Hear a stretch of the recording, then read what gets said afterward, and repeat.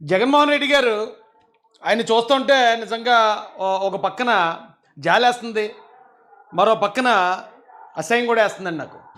ఎందుకంటే ఆయన చేస్తున్న ప్రయత్నాలు చూస్తుంటే అలాగ అనిపిస్తుంది. ఇంకో పక్కన వైసీపీలో ఉన్న కార్యకర్తలని, నాయకులను చూస్తుంటే నిజంగా హార్ట్ఫుల్గా జాలేస్తుంది. నేను గతంలో కూడా ఒక వీడియోలో చెప్పాను, వీళ్ళు 2029లో పొట్టేళ్ళు నరికినట్టు రప్పా రప్పా నరుగుతామని చెప్పి వీళ్ళు బ్యానర్లు అయి పెట్టినప్పుడు, ఒరే పొట్టేళ్ళు మీరేరా తెలుసుకోండిరా, మిమ్మల్నే పొట్టేళ్ళ బలిచ్చేస్తాడు జగన్మోహన్ రెడ్డి అన్న, మీరు ఆయన చాలా తక్కువ అంచనా వేస్తున్నారని వైసీపీ వాళ్ళకి చెప్పాను నేను. ఈరోజు అదే జరిగిందండి. జగన్మోహన్ రెడ్డి గారు పరామర్శకి వెళ్ళాడట జోగి రమేష్కి. మరి ఆడికి ఏం పోయేకాలం వచ్చిందో నాకు తెలియదు, కానీ ఆడిని పరామర్శించడానికి జగన్ గారు వెళ్ళారు. ఈ క్రమంలో ఇద్దరు వైసీపీ కార్యకర్తలు చనిపోయారు. ఇద్దరు కార్యకర్తలు రప్ప రప్ప అయిపోయారండి. ఒక ఆయన ఏమో బండి స్కిడ్ చేతి వెళ్ళి గుద్దుకుని చచ్చిపోయాడట, మరొక ఆయన ఏదో ఉక్కిరి బిక్కిరి అయిపోయి ఆయన చచ్చిపోయాడట. ఇద్దరు వైసీపీ కార్యకర్తలు, రెండు వైసీపీ కుటుంబాలు రోడ్డును పడిపోయి. పోనీ ఇది ఏమన్నా బలమైన కారణం ఉందా అంటే ఏ బొక్క లేదు అక్కడ. ఏంటి కారణం అంటే జగన్మోహన్ రెడ్డి గారు అతను చేసిన తప్పుని కప్పిపుచ్చుకోవడానికి ఈ జనాన్ని రోడ్డు ఎక్కించడం, జోగ్యాన్ని తిట్టించడం, అంబటిగాడితో తిట్టించడం, వాళ్ళ ఇళ్ల మీద దాడి చేపించడం, ఇదంతా కూడా కేవలం ఆయన తిరుమల తిరుపతి దేవస్థానంలో కల్తీ చేసి 250 కోట్లు కొట్టేశారు అనేది దారి తప్పించడం కోసం ఎంతమందిని బలిచ్చేస్తున్నాడు జగన్ గారు అంటే నాకు మతిపోతుందండి. ఒకసారి రండి మనం ఒక విషయం మాట్లాడదాం. జోగి రమేష్ మాట్లాడుతున్నాడు. అసలు ఈవేళ ఎందుకు వెళ్ళాడు జగన్ అక్కడికి? ఏం పని ఉందండి? ఇప్పుడు జనరల్గా ఎవడన్నా పోతే పరామర్శకి వెళ్తారు, లేదా ఎవడన్నా యాక్సిడెంట్ అయ్యి చావు బతుకుల్లో హాస్పిటల్లో ఉంటే ఇప్పుడు మాజీ ముఖ్యమంత్రి వెళ్ళాలి పరామర్శకంటే, అలాంటి పెద్ద పెద్ద సంఘటనలు వెళ్తారు తప్ప ఊరికే నోటు తిట్టి ఆ జనాల ఆగ్రహానికి గురైన ఈ జోకర్ గాడిని, ఈ గోర్ఖా గాడిని పరామర్శించడం ఏంటి? అసలు ముందు వీడు ఎవడు, వీడి పద్ధతి ఏంటి, వీడి వ్యవహారం ఏంటి? ఒకసారి ఎవరిని పరామర్శించడానికి వెళ్ళాడు వేళ ఒకసారి మీరు చూడండి. వీడిని పరామర్శించడం కోసం 2 వైసీపీ ప్రాణాలను పణంగా పెట్టారా? ఇద్దరు వైసీపీ కార్యకర్తల కుటుంబాలు రోడ్డును బారేశారా? 2 ప్రాణాలు గాల్లో కలిసిపోయి. ఎందుకండి? ఇవి వీడిని పరామర్శించడానికట. వీడెవడు ఎందుకనిడు? లోకేష్కి కొవ్వు తగ్గింది అనుకున్నా, సౌండ్ పెట్టండి. ఒళ్ళు తగ్గించుకున్నాడు కదా, కొవ్వు తగ్గించుకున్నాడు అనుకున్నా. వాడికి మెదడు మొత్తం చిప్పే దొబ్బింది, చిప్పు మొత్తం దొబ్బింది వాడికి. మీరు పెట్టండి, ఇందులో పెట్టండి, స్క్రీన్ సౌండ్ కూడా పెంచండి.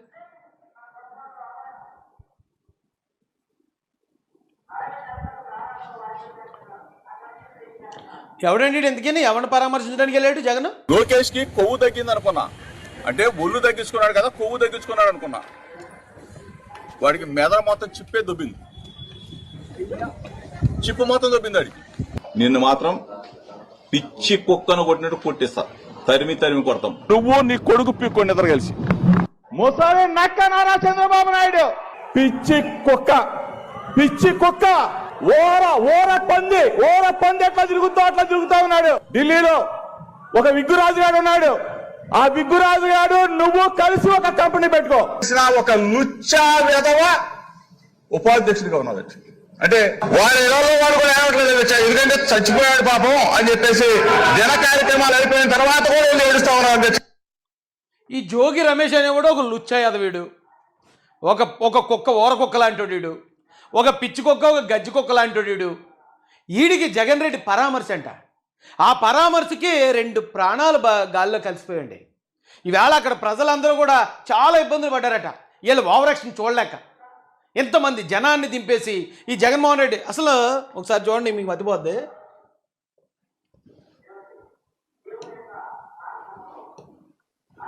ఈ చూడండి ఒకసారి, పూలు చెల్లించుకుంటున్నారండి. ఇలా ఈ పువ్వులు చల్లుతాం చూస్తే ఎవడన్నా పోయాడేమో అని ఊరేగింతున్నారేమో అనుకున్నాను నేను. ఏంటి ఇలాగ ఎంత పువ్వులేంటి, ఏం జరుగుతుంది ఇక్కడికి ఎంతకే అనుకుంటే జగన్మోహన్ రెడ్డి పరామర్శకి వెళ్తున్నాడు. ఆ బూతు బచ్చాగాడిని, ఆ ఊరకొక్కగాడిని, ఆ లుచ్చా యాదవ్ని పరామర్శించడానికి ఇతను పరామర్శకి వెళ్తూ ఉంటే ఈ జనం ఏంటి, ఈ పువ్వులు ఏంటండి, ఈ హడావుడి ఏంటి, ఎందుకు ఇదంతా? ఇప్పుడు జనాన్ని రోడ్డు మీద పెట్టి బల ప్రదర్శన చేయాల్సిన అవసరం ఏంటి? ఈ ఓవర్ యాక్షన్ వల్లే కదా ఇద్దరు వైసీపీ కార్యకర్తల ప్రాణాలు గాల్లో కలిసిపోయి. ఏమంటే జనం వచ్చేస్తున్నారు కాబట్టి కంగారు పడిపోతున్నారు, కూటమి ప్రభుత్వం కంగారు పడిపోతుందటండి. జనం ఇక్కడికి జనం వస్తే కూటమి ప్రభుత్వం ఎందుకు కంగారు పడుతుంది? ఎవరైనా కంగారు పడాలన్నా, ఎవడన్నా నాయకుడిగా ఉండాలన్నా పోలింగ్ బూత్కి రావాలి జనం. పోలింగ్ బూత్కి వచ్చి అక్కడ ఓటు వేస్తే అప్పుడు కదా లీడర్ అవుతాడు. ఇలా జనానికి మనం ఏదో బీర్లు బిర్యానీలో మరోటి ఇచ్చేస్తే జనం వస్తారు కదా. ఇదే జనం జగన్కి ఎలక్షన్ ముందు కూడా వచ్చారు కదా, రాలేదా? రండి చూపించాను, మీకు చూపిస్తాను రండి. ఇది చూడండి ఎంతమంది ఉన్నారు జనం ఇక్కడ సిద్ధం సభలో. ఎంతమంది వచ్చారు అప్పుడు ఎలక్షన్ ముందు? వీళ్ళంతా జనమే కదా. ఇది చూడండి జనం చూడండి. జనాన్ని అప్పుడు కూడా పెట్టారు కదా. ఇదిగో జనం ఇది మేదరమెట్ల, మదనపల్లి, ఇలాగా ప్రతి చోట జనం వచ్చారు కదా అప్పుడు కూడా. అయినా జగన్ రెడ్డి 11కి ఎందుకు పరిమితం అయ్యాడు? జనం అక్కడ కనపడే జనం వేరు, ఓట్లు వేసే జనం వేరు. జనాలు ఓట్లు వేయలేదు కాబట్టే కదా జగన్మోహన్ రెడ్డికి 11 వచ్చాయి. ఇప్పుడు జనాన్ని చూపిస్తే ఎవడు భయపడతాడు? కుక్క కూడా భయపడుతుందని చెప్తా. జగన్మోహన్ రెడ్డికి జనం వస్తున్నారు అనుకుంటే ఇప్పుడు ఎలక్షన్లో లేవు, ఏమీ లేవు, ఎవడు భయపడతాడు? దేనికోసం? జనం వస్తున్నారని కంగారు పడిపోతున్నారు అటండి. ఇదిగోండి పేటీఎం ఛానల్ ఇదని చెప్పి విజయసాయి రెడ్డి చెప్పాడు, డబ్బులు ఇస్తాడట వీడికి. ఆ డబ్బులు తీసుకుని ఏం మాడుతున్నాడండి? జగన్ బాగా కెరికేసినట్టుంది. గుంటూరు టూర్ ఇప్పటికీ దాని మీద నెగిటివ్ ప్రచారాలు బాగానే చేస్తున్నారు. ఎవరు జనం రాలేదని ఒకవైపు వీడియోలు అయ్యో చూపెడుతున్నారు. 10 మందో 25 మందో చోట జగన్ రాకముందో గంట ముందో 2 గంటల ముందో నుంచి ఉన్నటువంటి దాన్ని చూపెడుతూ ఎవరు రాకుండానే అంత. జగన్కి ఏమైనా జనం వస్తే జగన్ ఏమైనా సీఎం చేస్తాడు ఎడ్రా బాబు? జగన్ ఏమైనా సీఎం అయిపోతాడా? ఇప్పుడు జనం వచ్చారు వైసీపీకి. ఇప్పుడు ఏ పార్టీ కన్నా కొంతమంది కార్యకర్తలు ఉంటారు. ఆ నాయకుడు వస్తున్నాడంటే అక్కడ ఉన్న లోకల్ లీడర్లో మన నాయకుడు వస్తున్నాడు మీటింగ్ రండి అంటూ వస్తారు. ఆ జనాన్ని చూపించి ఇప్పుడు ఎవరినేం పేగలరు? మీరు ఎవరినేం పేగలరు? లేకపోతే ఎవరి చిటికిన వేల మీద ఉన్న వెంట్రుకు ఊగుతుంది? ఎందుకు ఎంతమంది జనాన్ని పెట్టడం? ఆ జనం పెట్టడం వల్ల ఆ తొక్కిసలాట్లు ఇద్దరు పోయారు కదా. ఎవరిని భయపడతారు ఇప్పుడు జనాన్ని పెట్టి? అయితే జగన్మోహన్ రెడ్డి గారు తెలివితేటలకు మెచ్చుకొచ్చండి. బలి పశువుల్లో వాడుతున్నాడు జనాల్ని. నిజంగా బలి పశువుల కన్నా నీచంగా వాడుతున్నాడు వైసీపీ కార్యకర్తల్ని. ఒకసారి మీకు చూపిస్తాను రండి దానికి కారణం ఏంటనేది. నా దగ్గర కొన్ని ఆధారాలు ఉన్నాయి. ఆధారాలు ఏంటి చూపిస్తాను రండి. ఈ మొత్తం స్టోరీ ఎక్కడ మొదలైంది?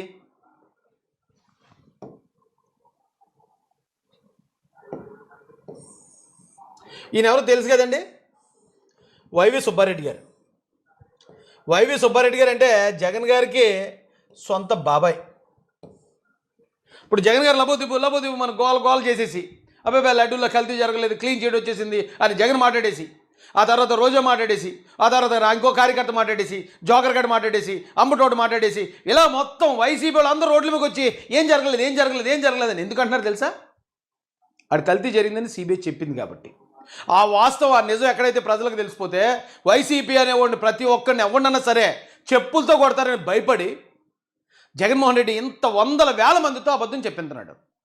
కానీ డైరెక్ట్గా వాళ్ళ బాబాయ్ వైవి సుబ్బారెడ్డి గారు, ఆయన ఆ టీటీడీకి చైర్మన్గా కూడా చేసిన వ్యక్తి, ఆయన ఏమంటున్నాడు చూడండి.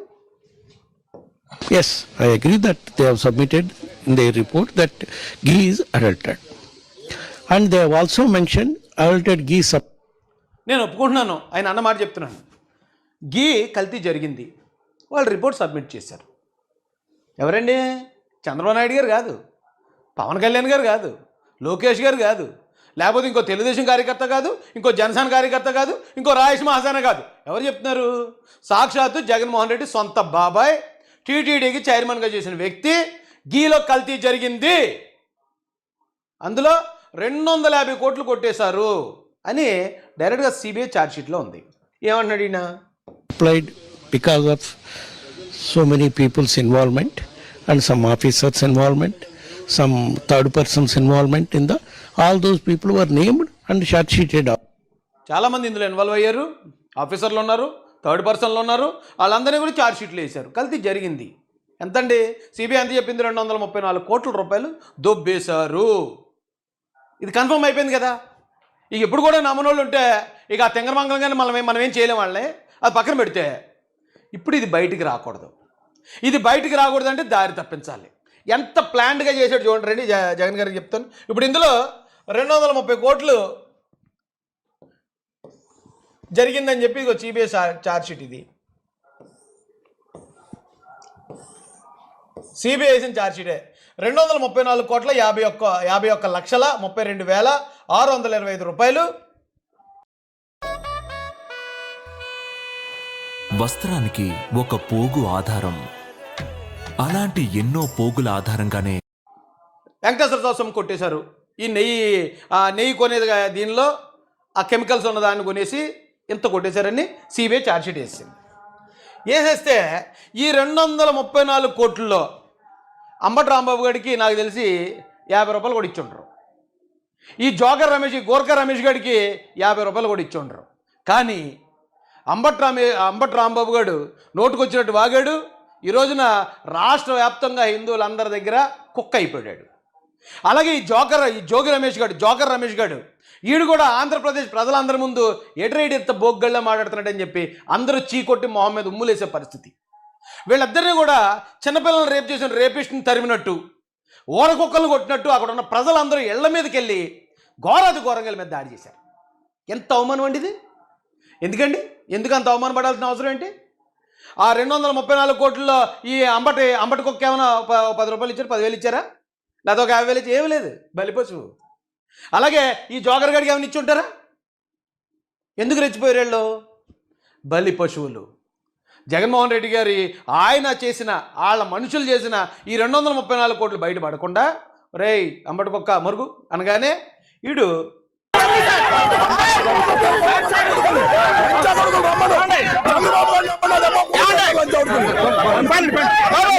మురిగేశాడు. చంద్రబాబు నాయుడు గారిని తిట్టేశాడు. తర్వాత ఒరే జోకర్ కుక్క, గోర్ఖా కుక్క మురుగు అన్నాడు. మురుగు అనగానే ఈడేం చేశాడండి? తెలుగుదేశం పార్టీయే కల్తీ అని చెప్పిన వాస్తవే కదా చంద్రబాబు నాయుడు గారి పార్టీ అది. లోకేష్ ఉల్లు తగ్గింది, కొవ్వు తగ్గింది, కానీ బుర్ర పోయింది, పోయి తప్పే ఉంది. ఇవన్నీ కూడా వాస్తవే కదా. ఏమండి ఈడు వచ్చి ఇలా తిట్టాడు. జనాలకి అప్పటికే వెంకటేశ్వర స్వామికి ఇలాగ అపవిత్రం జరిగింది, ఆ మొత్తం కల్తీ జరిగిపోయిందట, ఈ మన ప్రసాదం కల్తీ జరిగింది, పవిత్రమైన ప్రసాదం అని కోపంలో ఉన్నారు జనం. కోపంలో ఉన్నప్పుడు ఆ జనానికి వీళ్ళిద్దరిని బలేసాడు జగన్మోహన్ రెడ్డి. ఒరే మీరు తిడితే వాళ్ళందరి కోపం మేమే పడిపోద్ది, మీ ఇళ్ళమే జగన్ గారికి తెలుసు ఇళ్ళమే పడిపోతారని. కానీ వీళ్ళకి తెలియదు, ఎరిపప్పలు కదా వీళ్ళు మరొకగానే మురిగేశారు. మురిగెత్తి జనం వెళ్ళి బుద్ధి చెప్పారు. వాళ్ళకి బుద్ధి చెప్తే వెంటనే మళ్ళీ చూడండి 2 చోట్ల కూడా సేమ్ స్ట్రాటజీ. ఇళ్లలో ఉన్న ఆడవాళ్ళని పిలిపించడం, కులం గురించి మాట్లాడించడం. ఇక అంబటి రాంబాబు గారి కూతురు గారు, నేను ఆడవాళ్ళని గౌరవిస్తాను, ఎదవలను మాత్రం గౌరవించను. ఏమండి ఆడి ఎదవ. కానీ వాళ్ళ కూతురు గారిని తీసుకొచ్చి ఏం చెప్పించారండి? కాపు సామాజిక వర్గంలో నేను పుట్టినందుకు చాలా గర్వపడుతున్నాను. అయితే ఇవాళ మీ బలం చూసుకొని కాపు కులస్తులందరూ ఆళ్ల పట్లే ఉన్నారు అనే ఒక బలాన్ని చూసుకొని ఇవాళ కాపు మహిళలమైన మమ్మల్ని తిడుతూ కాపు అనే కుల ప్రస్తావనతో పాటు మా ఇంటి మీద దాడి చేసి ఇవన్నీ పగలగొట్టారు. మీ కాపులందరూ మీ వైపు ఉన్నారని చెప్పి వాళ్ళకి నచ్చని వాళ్ళని కాపు కులం స్టాంపు వేసి దాడి చేసి ముక్కుమ్మడిగా. ఇది ఆలోచించుకోవాలి పవన్ కళ్యాణ్ గారు. వీళ్ళకి సంబంధం ఏంటండి ఈ గొడవలో? వీళ్ళు ఈ కులాన్ని కూడా తీసుకొచ్చి మొత్తం కులాన్ని కూడా కలిపేస్తుంది ఈవిడొచ్చి. ఆడొచ్చి ఎందుకు తిట్టాడో ఆడికి తెలీదు, ఈవిడొచ్చి కులాన్ని మొత్తం కలిపేసి కులాన్ని అంతా ఎందుకు రెచ్చగొడుతుంది ఈవిడికి తెలియదు. ఎందుకు? బలిపశువులు వెళ్ళు. పైన ఉన్నాడు ఆటగాడు జగన్మోహన్ రెడ్డి గారు, ఆటగాడివే. కులాలతో ఎలాగ ఆడాలి, మతాలతో ఎలాగ ఆడాలి, మీ టైంలో మిమ్మల్ని నమ్ముకున్న కార్యకర్తల్ని, నాయకుల్ని ఎలా పిచ్చి కుక్కల్ని చేయాలి, వాళ్ళ ప్రాణాలు ఎలా గాల్లో కలిపేయాలి. ఏం ఆట ఆడుతున్నారండి జగన్ గారు మీరు? ఏమండి ఇప్పుడు చూశారు కదండి, ఈవిడ మాటలు విన్నారు కదా. పాప ఆవిడికి తెలియదు, ఆవిడ ఏ ఆట ఆడుతుందో ఆవిడకే తెలియదు. ఆడించేవాడు పైన ఉన్నాడు. ఏమంటే సేమ్ స్ట్రాటజీ. ఇప్పుడు ఆవిడ వచ్చి ఎలాగైతే కాపుల గురించి కాపుల్ని రండి అది ఇది అని అన్నదో, ఈవిడ బీసీల తాలూకా బీసీలని ఈవిడ రెచ్చగొట్టారు. ప్లీజ్ బీసీ బలహీన వర్గాలారా, ప్లీజ్ నా భర్తని మమ్మల్ని కాపాడండి. ప్లీజ్ ప్లీజ్ ప్లీజ్ మిమ్మల్ని వేడుకుంటున్నాను. చూడండి బాగా అరాచక పాలన చూడండి. మనుషులు అన్నది మర్చిపోయి రాక్షసంగా ప్రవర్తిస్తున్నారు, రాక్షస పరిపాలన సాగిస్తున్నారు. అర్థమైందండి? స్ట్రాటజీ అర్థమైంది కదా మీకు? తప్పు జరిగింది, వాళ్ళు చేసిన ఆ కుంభకోణం బయటకు వచ్చింది. అందుకని ఫస్ట్ అంబటోడిని, తర్వాత జోకర్ గాడిని, వాళ్ళిద్దరిని బలి చేశాక జనాల ఆగ్రహం వాళ్ళ మీదకి వెళ్ళిపోయాక వెంటనే వీళ్ళని సీన్లోకి దింపేశారు.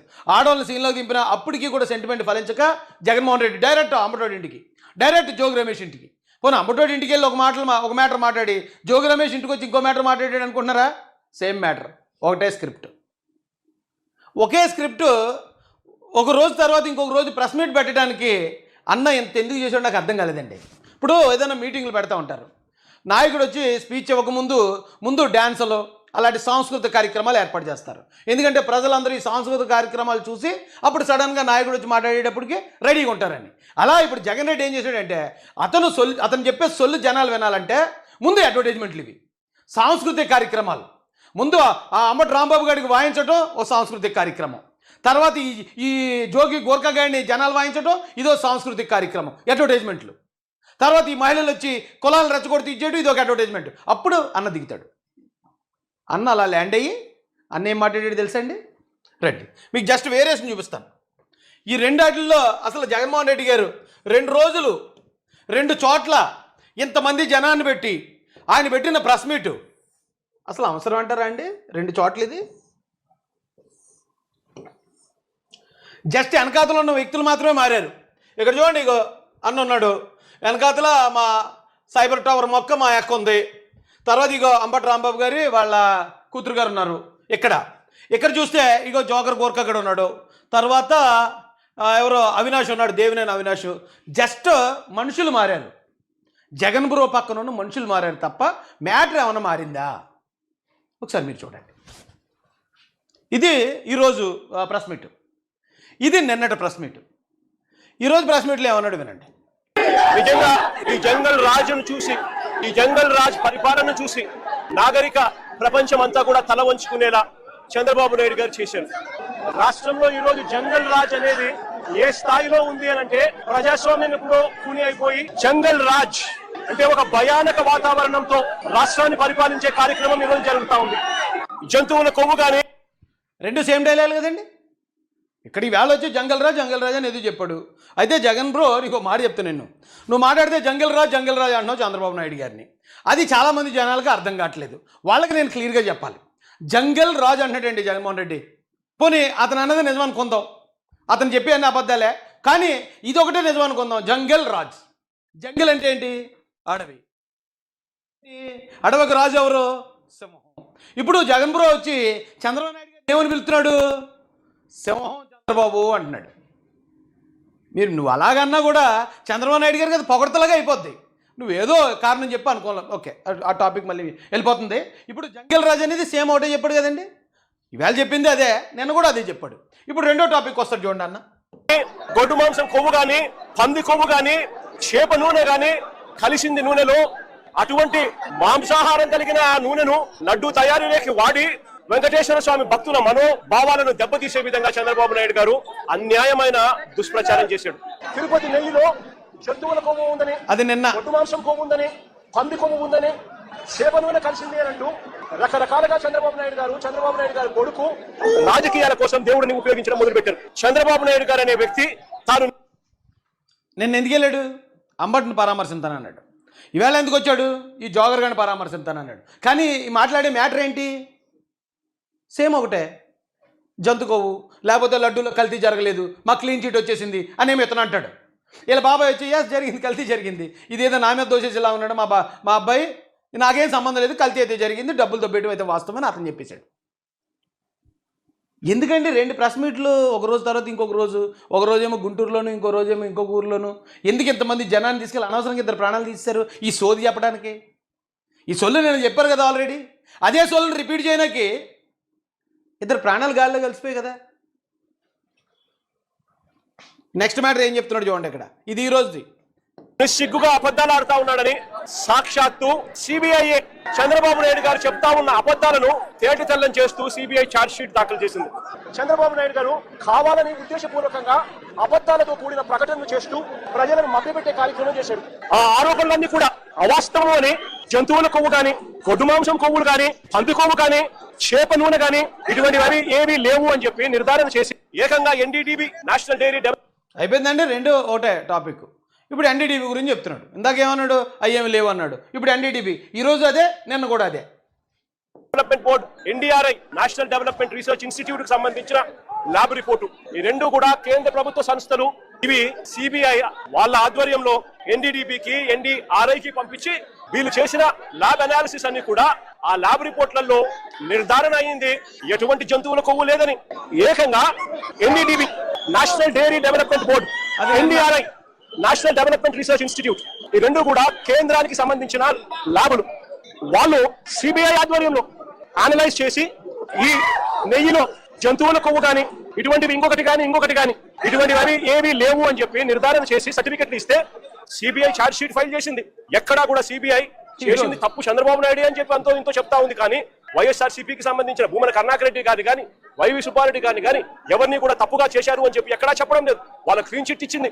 సాక్షాత్తు సిబిఐ వాళ్ళు వాళ్ళ సిబిఐ ఛార్జ్ షీట్ లో వైవి సుబ్బారెడ్డి గారి పేరు, కరుణాకర్ రెడ్డి గారి పేరు ఎందుకు చేర్చలేదు, వీళ్ళని ఎందుకు అరెస్ట్ చేయలేదు అంటే సిబిఐ క్లీన్ చిట్ ఇస్తా ఉంది. ఈ పెద్ద మనిషి చంద్రబాబు నాయుడు గారు ఫ్లెక్సీలు కట్టి తప్పుడు ప్రచారం చేయడం ధర్మమేనా అని అడుగుతా ఉన్నా, న్యాయమేనా అని అడుగుతా ఉన్నా. గోబల్స్ ప్రచారం చేయాలి అన్న దుర్బుద్ధితో, దురాలోచనతో ఏకంగా ఫ్లెక్సీలు పెడతారు. నేను అడుగుతా ఉన్నా, తప్పుడు సమాచారాలతో, అబద్ధాలతో ఫ్లెక్సీలు పెట్టే అధికారం ప్రజాస్వామ్యంలో ఎవరికైనా ఉందా అని అడుగుతా ఉన్నా. కేవలం బీసీ నాయకుడని, బీసీ నాయకుడిగా ఎదుగుతా ఉన్నాడు అని, బీసీ నాయకుడిగా వాయిస్ ఉంది అని ఆ బీసీ నాయకుడు వాయిస్ ఇక్కడ దాకా అన్ని సేమ్ చెప్పాడు కానీ ఇక్కడ మాత్రం మారుతాడండి. ఇక్కడ బీసీ నాయకుడు అని, బీసీ నాయకుడు వాయిస్ ఉందని ఇలాగన్నాడా, ఇక్కడ మాత్రం ఆ మాట అంటే ఇక్కడ కాప్ అంటాడు. ఆ ఒక్క చోట మాత్రం మంచి క్లారిటీతో ఉన్నాడు కుర్రాడు. తెగదొక్కాలి అని చెప్పి దుర్మార్గపు ఆలోచన చేయడం ఎంత మటుకు ధర్మం అని అడుగుతా ఉన్నా.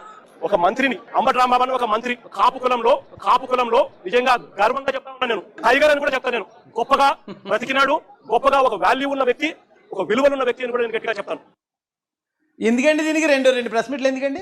ఒకటే స్క్రిప్టు, ఒక స్క్రిప్ట్ చదవడానికి ఒకసారి గుంటూరులోను, ఇంకోసారి ఇంకొక ఊర్లో ఎందుకు? ఏం అవసరం ఉంది దీనికి? ఇంత అడావిడి, జనాలను పిలిపించుకోవడం, పూలు జల్లించుకోవడం, దానికి మళ్ళీ ఆ సాయి ఎవరైతే జర్నలిస్ట్ సాయి ఉన్నాడో అలాంటి వాడితో డబ్బా కొట్టించుకోవడం, జనం వచ్చేస్తున్నారు, జనం కుమ్మే ఏం పీకడానికి?